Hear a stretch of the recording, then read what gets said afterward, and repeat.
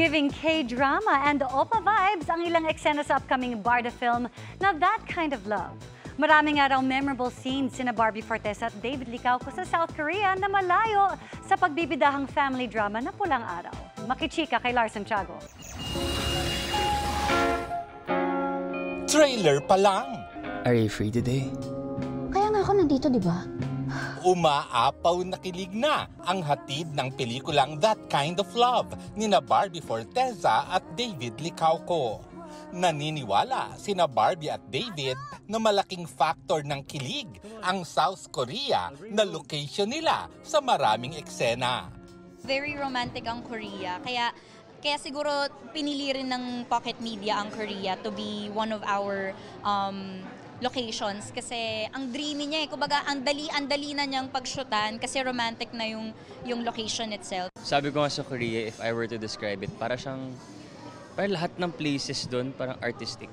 Oo. Artsy. Tapos ang ganda ng mga ilaw, like even yung mga river may ilaw. Yes.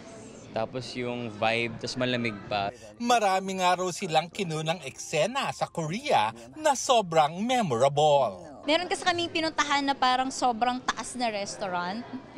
Anong tawag doon? Parang sky view garden restaurant, ganyan.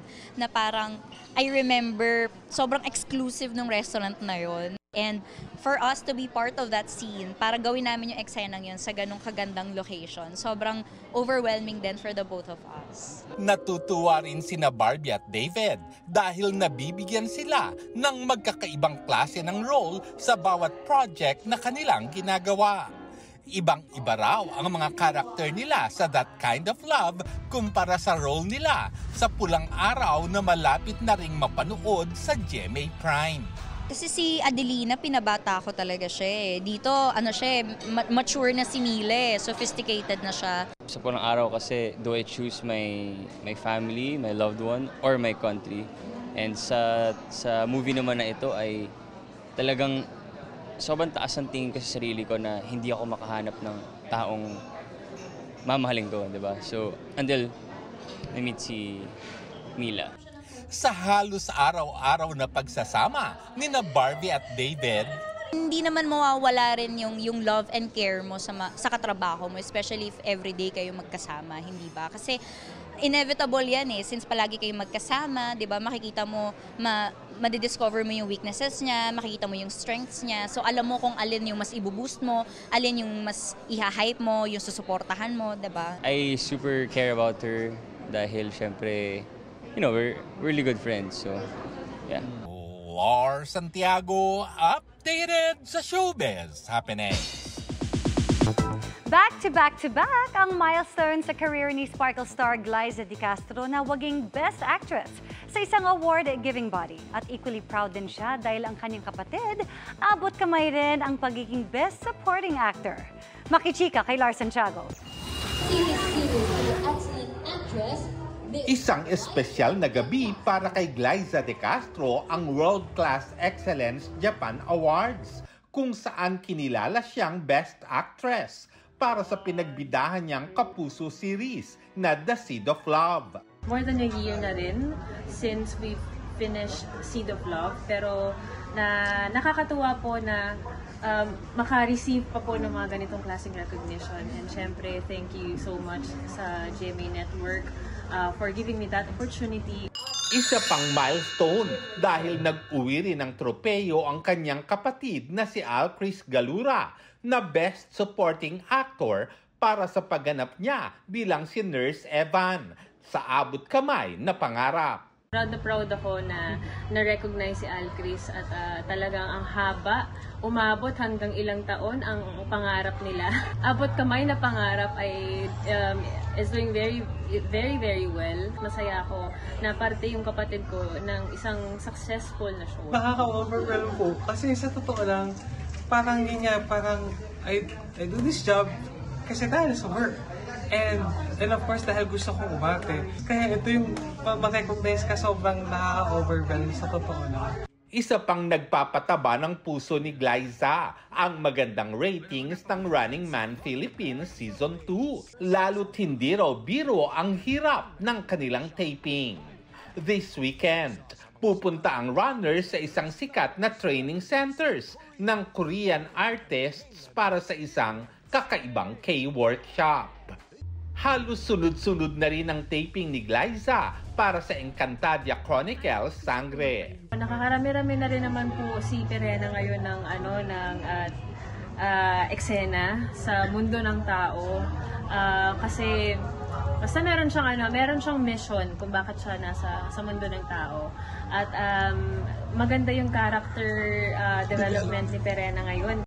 Habang nagte-taping ng Sangre, gagawin din ni Glyza ang 2 pelikula na tiyak din daw hahamon sa kanyang kakayahan bilang aktres.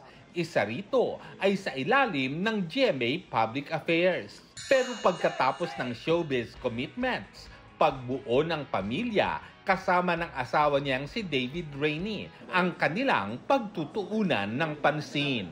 We've been talking about it, we've been planning it, at mas maganda na yung planado para, 'di ba? Para masaya ang buhay. Lars Santiago, updated sa showbiz happening. Ready to sparkle even brighter ang ilan sa ating Sparkle Stars, from their fittings to skincare para sa inabangang GMA Gala 2024. Ang ilang GMA executive naman abala na rin sa magiging look and vibe ng event.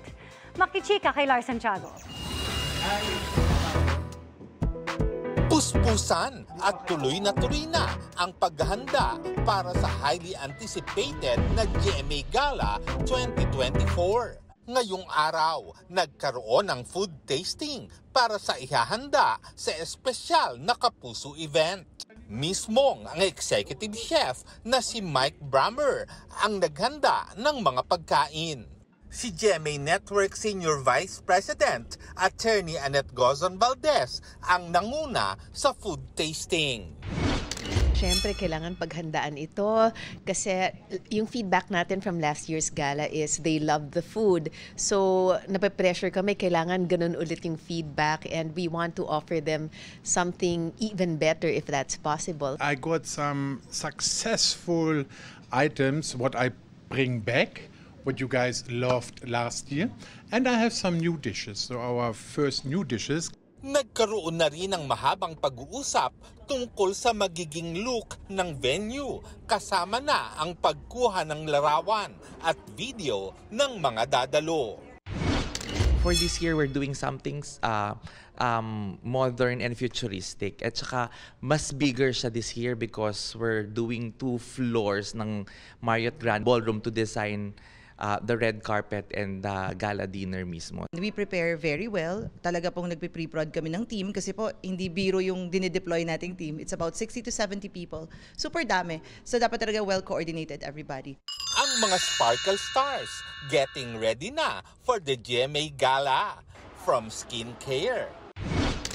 Sa akin, yes. Sobrang part siya ng route ng preparation ko for GMA Gala dahil stress na yung balat ng tita nyo. And hopefully, ma-freshen up all of this before the gala. GMA Gala is already around the corner. Siyempre, we're gonna look our best doon sa GMA Gala. Kailangan niya natin ng skincare, lalo na malapit ng gala night, diba? Ayan. So, lalo na itong talagang serye ko ngayon na talagang mabubugbog ka, hindi lang sa I mean sa skin, mabubugbog yung skin sa makeup, sa mga blood na effects. Pati siyempre sa mga custom-made na suits. Yes, actually next week na yung sukat ko ng damit ko. So kami ni Sophie talaga yung mga stylist namin. Nag-uusap talaga kung ano yung gagawin. Yun dapat ang abangan ng mga kapuso natin. Pagtitsak naman ni Miss Universe Philippines 2023, Michelle Marquez D. Aba syempre, pasabog tayo sa GMA Gala. Lars Santiago, updated sa showbiz happening. Mabilis na chikahan tayo para updated sa showbiz happening.